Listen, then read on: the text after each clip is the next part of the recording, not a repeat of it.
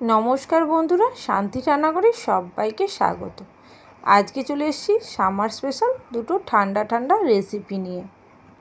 একটা হলো আমাদের সবার ফেভারিট ম্যাঙ্গো লস্যি এবং সেকেন্ডটি হলো পুনের সবথেকে বিখ্যাত ম্যাঙ্গো মাস্তানা। এই দুটিই বানাবো খুবই সহজভাবে আর খুবই টেস্টি হবে এই দুটো রেসিপি। চলুন দেখে নিই এই দুটো রেসিপি বানানোর জন্য কী কী লাগছে এবং কিভাবে বানালে এটা খুবই সুস্বাদু হবে।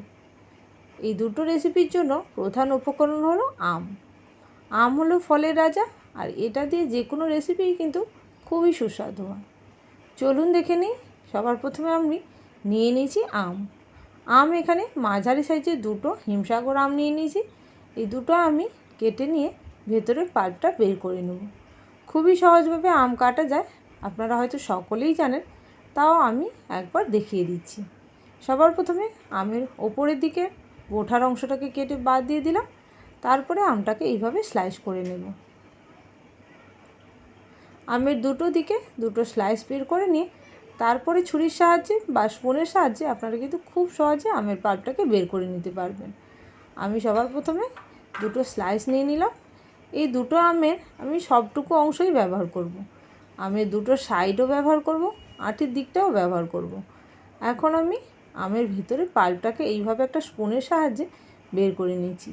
এইভাবে আপনারা যদি বের করে নেন তাহলে কিন্তু খুব ভালোভাবেই আমের ভেতরে পাল্পটা বেরিয়ে আসবে। আমি প্রত্যেকটা আমই সেমভাবে কেটে নেব। এখানে আমার দুটো আমের প্রয়োজন, সেই জন্য আমি দুটো আম নিয়েছি। আপনারা যদি এর থেকে বেশি পরিমাণে বানান তাহলে কিন্তু বেশি পরিমাণে আম দিয়েই বানাবেন। যেহেতু এর মূল উপকরণ আম, তার জন্য আমটা কিন্তু খুব ভালোভাবে থাকা প্রয়োজন। এখন একটা আম কাটা হয়ে গেছে, এবার সেকেন্ড আমটা নিয়ে সেমভাবে একই প্রসেসে আমি কিন্তু কেটে নিচ্ছি। এইভাবে আমের স্লাইসগুলো কেটে নিয়ে তারপরে ছুরির সাহায্যে এইভাবে কিন্তু আমের পাল্পটাকে বের করে নিলাম। এই দুটি রেসিপির জন্য সবার প্রথমে আমাকে যেটা করতে হবে সেটা হচ্ছে আমটাকে গ্রাইন্ড করে নিতে হবে মিক্সার গ্রাইন্ডারের মধ্য দিয়ে। একদম মিহি একটা পেস্ট বানিয়ে নেব। মিহি পেস্ট বানানোর জন্য আমি মিক্সার গ্রাইন্ডার দিয়ে সামান্য জল দিয়ে এটাকে পেস্ট বানিয়ে নিচ্ছি। যেহেতু দুটি রেসিপির জন্যই আমার আম লাগবে, সেই জন্য আমের পাল্পটা আগে রেডি করে নিলাম।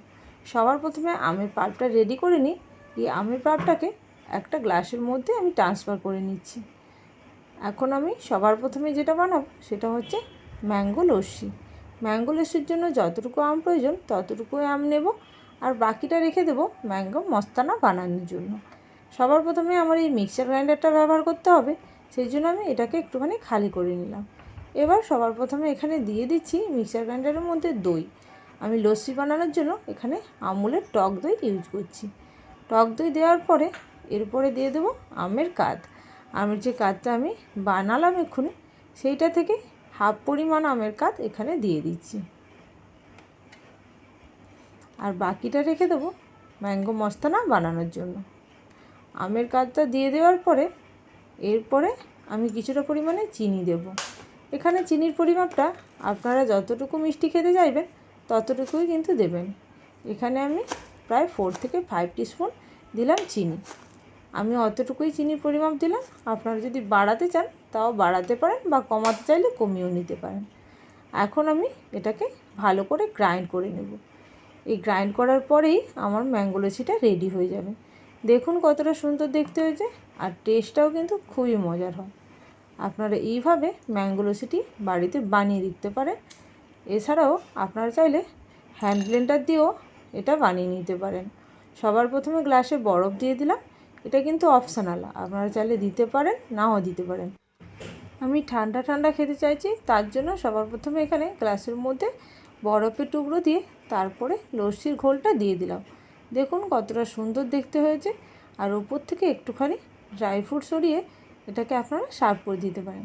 খুবই চটজলদি এই রেসিপিটি হয়ে যায়, আর বাচ্চা থেকে বড় সবাই কিন্তু খেতে খুব ভালোবাসে। তাহলে আমার এখানে ম্যাঙ্গো লস্যিটি রেডি হয়ে গেল। এখন আমি যেটা বানাবো ম্যাঙ্গো মস্তানা। এটাও কিন্তু খুবই সুস্বাদু একটি রেসিপি। এটা বাচ্চাদের তো খুবই ফেভারিট হতে চলেছে। এটা পুনের একটি বিখ্যাত রেসিপি। চলুন দেখে নিই এই ম্যাঙ্গো মস্তানা বানানোর জন্য কী কী লাগছে। ম্যাঙ্গো মস্তানা বানানোর জন্য সবার প্রথমে আমি দিয়ে দিচ্ছি মিক্সার গ্রাইন্ডারের মধ্যে কিছুটা পরিমাণে আমের পাল্প। যে আমের পাল্পটা আমি এখানে রেডি করে রেখেছিলাম সেটাই দিয়ে দিচ্ছি এখানে।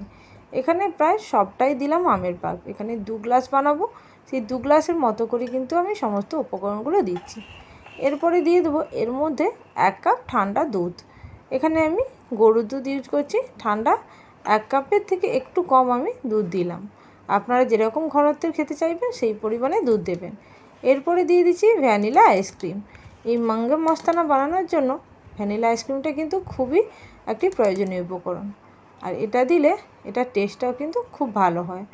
এরপরে এর মধ্যে আর কিছু দরকার নেই, আপনারা যদি চিনি অ্যাড করতে চান তাহলেও করতে পারেন। আমি কিছুটা দিয়ে দিলাম বরফের টুকরো।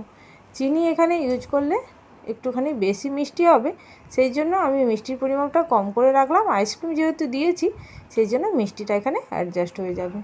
এরপরে আমি একটা গ্লাস নিয়ে নিলাম। এই গ্লাসের মধ্যে সবার প্রথমে আমি দিয়ে দেবো আমের টুকরো। ছোট ছোট করে আমের টুকরো করে রেখেছি, সেটা আমি সবার প্রথমে দিয়ে দিলাম। এরপরে দিয়ে দেবো আমার ম্যাঙ্গো মস্তানোর জন্য বানিয়ে রাখা ঘোলটা। এরপরে আবারও কিছু উপকরণ দেব, যেটা হচ্ছে ড্রাই ফ্রুট। এই ম্যাঙ্গো মস্তানাতে ড্রাই ফ্রুট এবং সিজনের যে আম সেটা দিয়েই কিন্তু খুব ভালো একটি রেসিপি হয়। এখন আমি এর মধ্যে দিয়ে দিলাম কিছু ড্রাই ফ্রুট, তার উপর আবারও দিয়ে দিলাম কিছুটা আমের টুকরো। এর ওপর দিয়ে দেবো আইসক্রিম, আবারও ভ্যানিলা আইসক্রিম কিছুটা পরিমাণে দিয়ে দিলাম। এটা দেওয়ার পরে আবারও আমি দিয়ে দেবো এই ঘোলটি, যেটা আমি বানিয়ে রেখেছিলাম। এই ঘোলটি দেওয়ার পরে এরপরে ওপর থেকে দিয়ে দেবো আরও কিছুটা পরিমাণে ভ্যানিলা আইসক্রিম। তারপরে ওপর থেকে কিছুটা ড্রাই ফ্রুট আর টুটি ফুটি দিয়ে সাজিয়ে দিলেই রেডি হয়ে যাবে আমাদের ম্যাঙ্গো মস্তানা। খেতে যেমন সুস্বাদু, দেখতেও কিন্তু খুবই মজার। আর আপনারা এটা বাড়িতে ট্রাই করে দেখতে পারেন, খুবই সহজে এটা বাড়িতে বানিয়ে ফেলতে পারেন। এই সিজনে আম খুব কিন্তু ভালোই পাওয়া যাচ্ছে, আর এই আম দিয়ে বানানো ম্যাঙ্গো মস্তানা বাচ্চা থেকে বড় সবারই ফেভারিট হতে চলেছে। আপনারা একবার বাড়িতে ট্রাই করুন, আর কেমন লাগলো রেসিপিটি অবশ্যই কমেন্ট সেকশানে জানাবেন। আর যারা এখনও পর্যন্ত আমার চ্যানেলটিকে সাবস্ক্রাইব করেনি, অবশ্যই চ্যানেলটিকে সাবস্ক্রাইব করে নিন, পাশে থাকা বেল নোটিফিকেশানে ক্লিক করে রাখবেন, যাতে আমার চ্যানেলে কোনো নতুন রেসিপি আসার সঙ্গে সঙ্গে আপনাদের কাছে সবার আগে নোটিফিকেশান পৌঁছায়। তাহলে বন্ধুরা, আজকের জন্য এই পর্যন্ত। আবারও চলে আসবো নতুন কোনো রেসিপি নিয়ে। ততক্ষণের জন্য সবাই ভালো থাকবেন, সুস্থ থাকবেন। Thank you for watching my video.